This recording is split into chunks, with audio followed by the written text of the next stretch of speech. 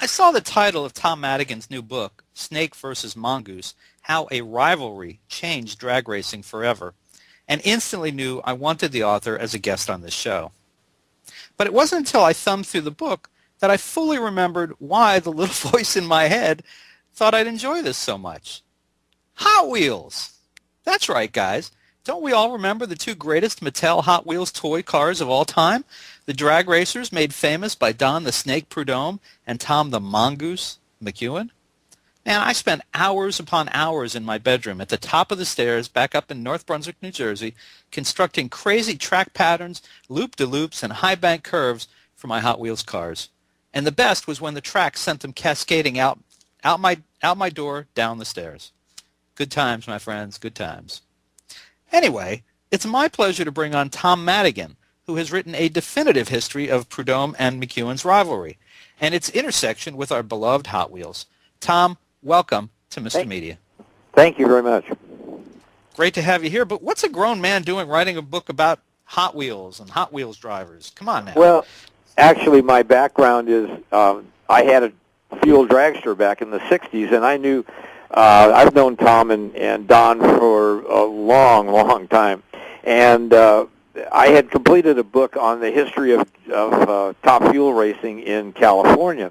And during the process of doing that book, Tom and Don and I talked about the Hot Wheels rivalry. So when I finished the first book, we decided to do this one, and it was a great rivalry, and it was also the first non-automotive sponsorship package for professional drag racing. And McEwen arranged the whole thing, is that right? Actually, yeah. McEwen's mother worked for a lawyer who handled the Mattel Toy Company account.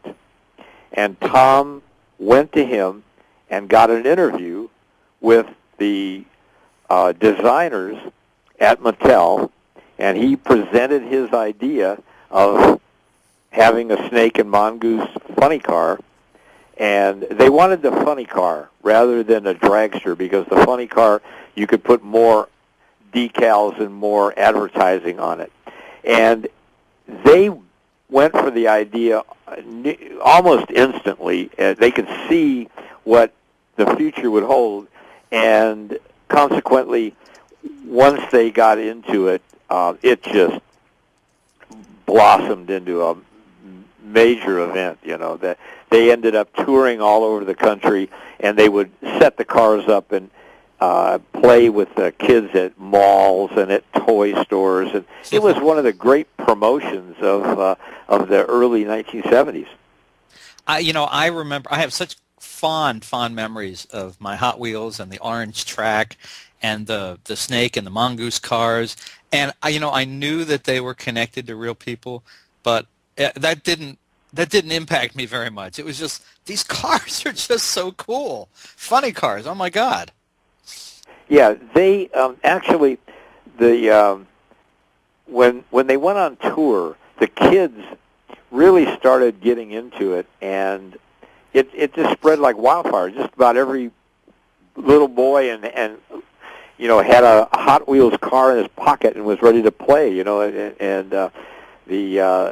Because prior to that, Mattel had introduced the Barbies and things like that, but they never had anything quite as hot as that particular rivalry, and it spread to the tracks because kids would bring their parents to the tracks to see the actual cars, and Tom and Don toured.